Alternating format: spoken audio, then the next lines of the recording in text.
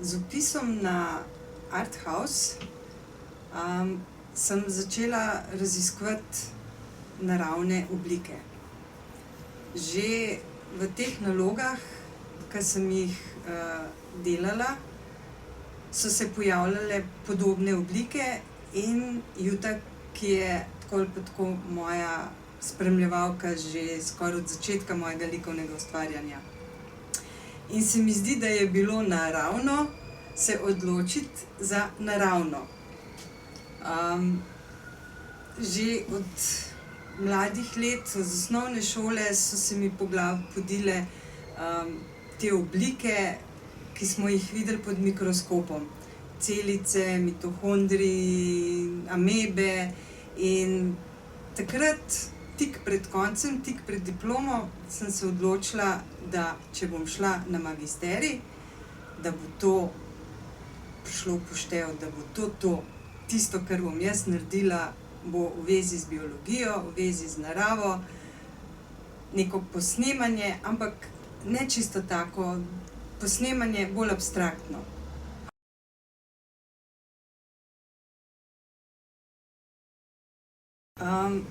Če govorim o naravi, sem hotela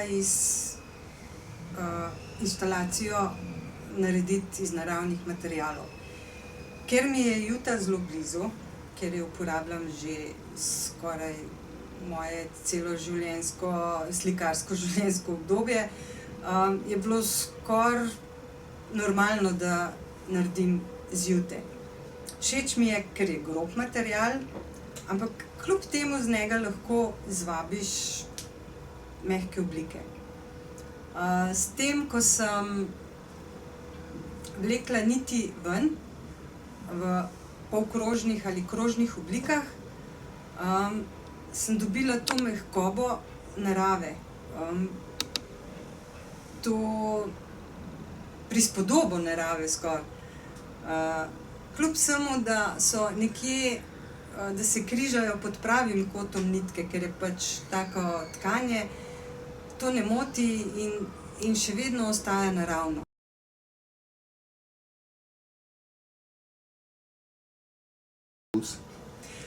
Avtobus malo zato, ker sem v tej službi, ki imamo opravka z avtobusi, ampak mi je nek poseben ambient.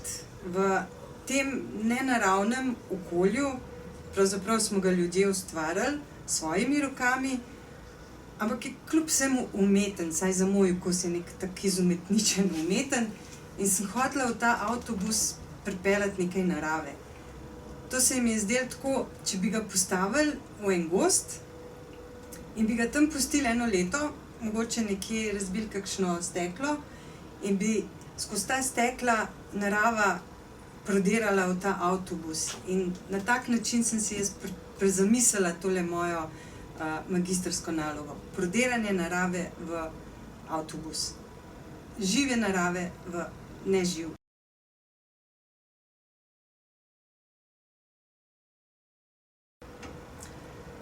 S tem delom sem želela približati mikrosvet, to se pravi majhen svet, mogoče tako majhen svet pod mikroskopom, ljudem v avtobusu, ki je ravno tako mikrosvet, to se pravi svet, majhen svet v svetu, ki je pa makrosvet. Vse se navezuje iz malega na veliko, to se pravi iz mikrosveta na makrosvet.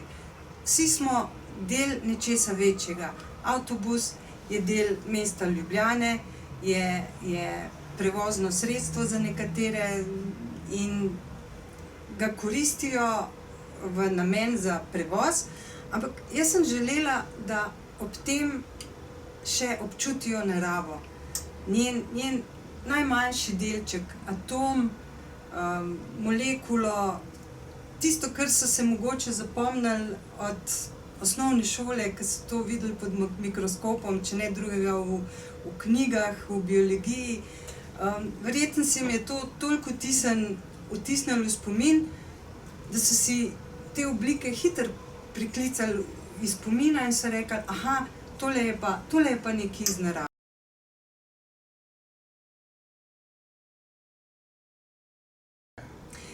Ja, saj to je neka simbioza ljudi s to mojo inštalacijo, v bistvu, ker je naraven material, povezava ljudi. Moram priznati, da me je bilo malo strah, da ko se bojo usedli, da jim bo malo tesno pri srcu, ker se mi zdi, če bi kakšnega mestnega človeka postavili za eno noč v naravo, da bi se zelo tesnobno počutil, in se mi je zdelo, da bi lahko imeli malo tesnobnih občutkov, ker jim tole visi nad glavo. Ampak mislim, da so bile reakcije čisto drugačne, da jim je bilo všeč, da je malo naravenega not. Vsaj z nekaterimi, ki sem se pogovarjala, jim je bilo všeč.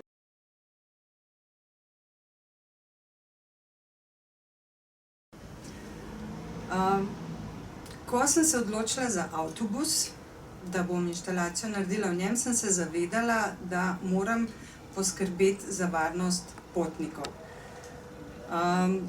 To pomeni, da moram vse moje kose inštalacije tako pričvrstiti, da se ne bo kaj obesilo dol, se strgalo in bi bilo nevarno za potnike.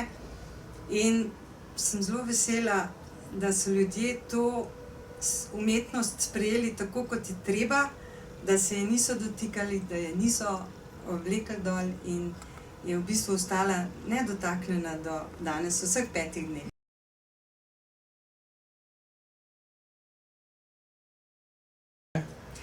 Upam, da ljudje spoznavajo in cenijo umetnost, da mogoče vejo, da se eksponatov ne smejo dotikati, tako da so mogoče malo bolj razgledani že.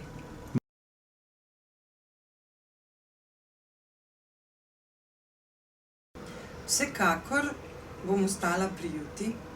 Moji načrti segajo zelo daleč naprej, še zelo dolgo bi rada ustvarjala. Mislim, da bo Juta v vseh oblikah, tako na platnih kot v kakšnih inštalacijah. Sem zelo zvedava, sem zelo rada preizkušam nove tehnike, nove variante, in mislim, da sem še toliko polna idej, da znam še kaj uporabiti Juto na drugačen način.